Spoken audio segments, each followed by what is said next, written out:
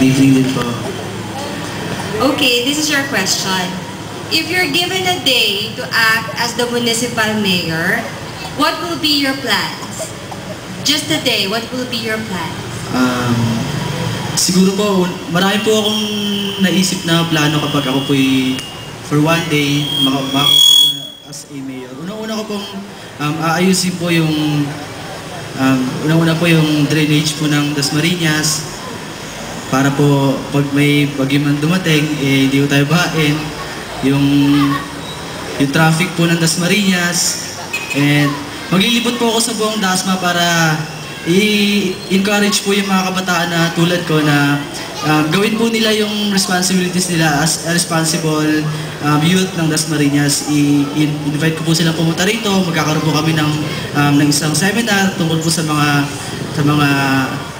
tungkol sa batas po natin. Pangalawa po, patungkol po sa upang mai-boost po yung confidence nila, upang ipakita din po yung talent If nila. you will be given a chance to talk to God, what are the 3 things that you would tell Him? If I would be given a chance na makausap si God and 3 wishes po, it would be, first, I would thank Him for being so good sa pagbibigay niya sa atin lahat, sa pag-save sa atin.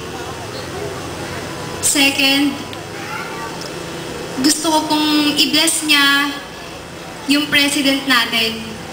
Kasi po, para sa akin, nasa president po ang lahat eh. Kumbaga, kung ano yung mga bagay na ipapatupad niya, na alam niya sa sarili niya na mabuti, makakatulong yun para sa lahat. At yung pangatlong wish ko po, siguro, para sa pamilya ko. What if an irresistible opportunity comes along the way wherein you're going to be asked to sign a contract, a star contract, but the demands would require you to stop studying for the meantime? Would you grab it? Why or why not? Hindi ko po i-grab yung opportunity. Kasi sa tingin ko po, ang isang tao, wala pong mararating kung walang pinag-aralan. Ako po, kung sakali man pong dumating yung opportunity na yun, kung alam ko ba sa sarili ko na may pagsisikap po ako at pagpupursige, kung may dream man po akong maging star, itutuloy ko po yung dream ko ng pinaghihirapan ko po. Hindi po basta-basta na lang darating sa akin. Kasi alam ko pong napaka-importante po ng pag-aaral. Yun lang po. How do you give importance to the people who love you? Paano mo binibigyan ng halaga yung mga taong nagmamahal sa'yo? At paano mo ipinapakita yun? Mapapakita ko po sa kanya na napaka-importante po nila sa akin sa pamamagitan ng pagbalik ng kagandahan loob na pinapakita nila sa akin. Thank you po. How old are you? 16 po. Mukha kang grade 6. But anyway, kahit na ganun, you were able to impress me. You continue with your craft, continue improving it. Okay, and this is your question. Let's say you are given a gift to know what's going to happen to you in the future. And you've seen that you're going to be trapped in an island. Let's say lang, matatrap ka sa isang island. What are the 3 things that you're going to bring with you in that island in order to survive? Tingin ko po, water. Okay.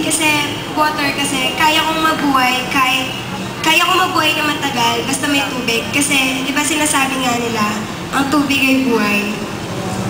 Sunod po, gusto ko po ng presence ni God.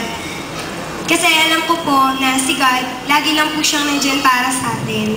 Lagi niya tayong gagabayan. So dahil doon, lalakas yung loob kong mabuhay ng isa doon.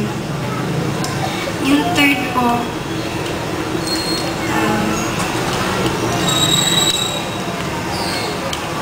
kahit isang bagay lang po na mahalaga sa akin. Ano yung bagay na yun sa tingin mo? Specific. Specific. Meron ka ng tubig, andyan na si God. Toy po. Toy? Wow. Anong klaseng toy? Maraming toy, Iha. Toy gun?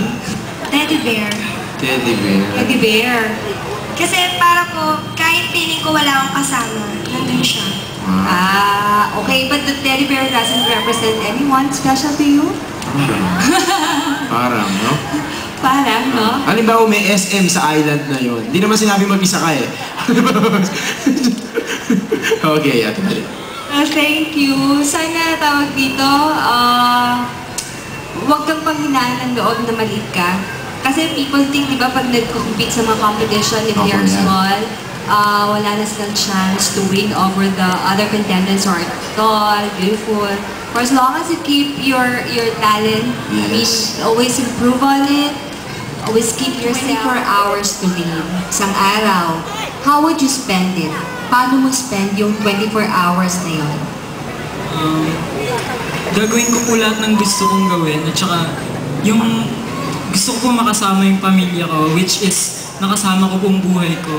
Na gusto ko kahit isang araw na lang ang natitira sa buhay ko, makasama ko pa rin sila at magawa lahat ng gusto ko kasama sila. Okay. You may now step back. Congratulations, RG. Nako, grabe, eliminate ngayong gabi. The Ultimate Six will stay, and we are going to have a very grandiose grand finalist on December 6th.